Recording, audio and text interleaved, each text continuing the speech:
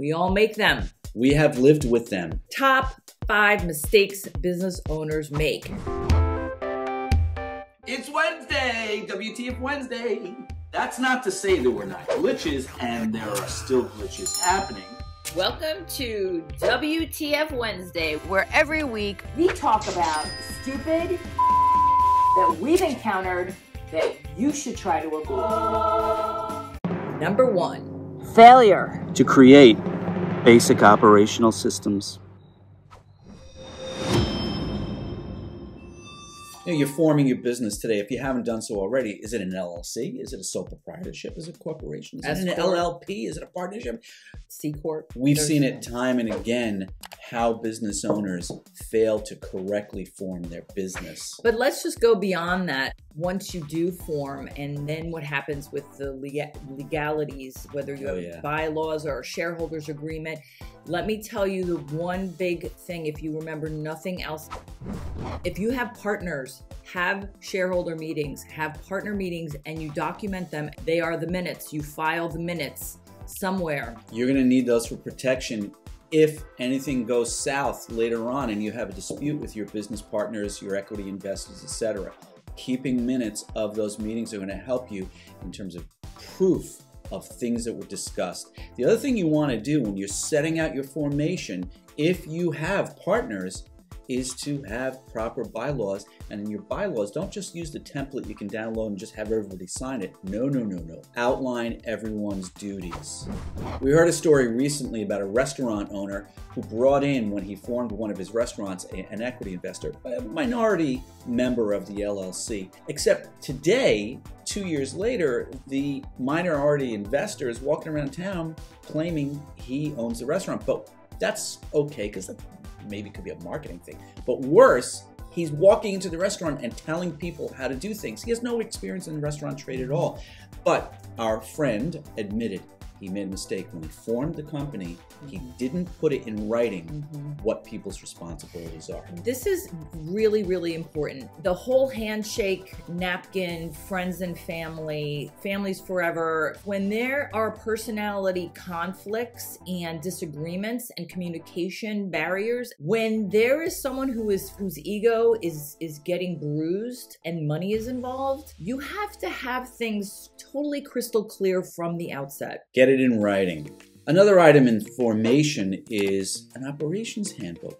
Does your warehouse staff know how and where and when are going to stack incoming products? Is there a security protocol for when the truck backs into the loading dock? What about cybersecurity issues? Do you have somebody who's delineated with responsibilities for cybersecurity, IT, or somebody for marketing? And what are the marketing person's responsibilities? Putting it in writing. Yes.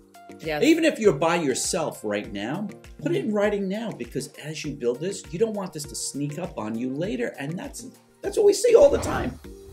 Part of growing your business is learning how to scale your business. One of my goals when I owned an insurance agency was to replicate myself. Well, in order to replicate yourself, you have to create the standards you want, and then you have to have that documented. So when someone comes in and you're in a training, you're going to be able to part train and part give a procedure manual or whatever manual, so that they know how to do it with minimum you having to hover and micromanage. And that leads to our next point about formation.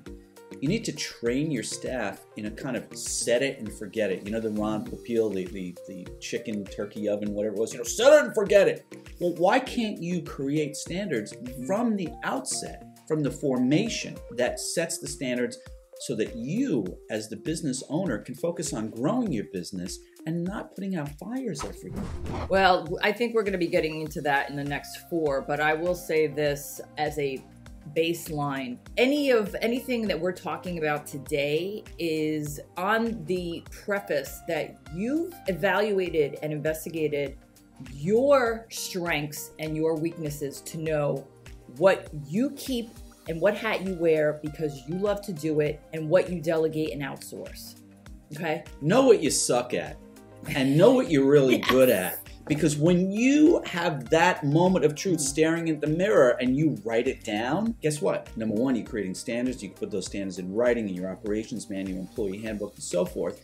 but also it's going to make it easier for you to know, hey, I need to delegate this right now because I suck at this or I'm really good at this. A great book to get that has the quiz on what your strengths are is Strengths Finder.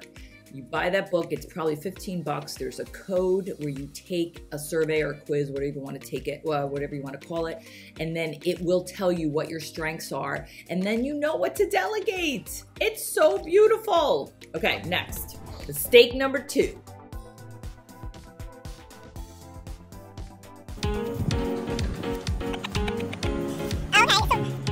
If there's anything that you found useful or not useful and just need to vent about it because you got nothing out of this, you can reach us at curious@auroraconsulting.biz. I'm Trevor.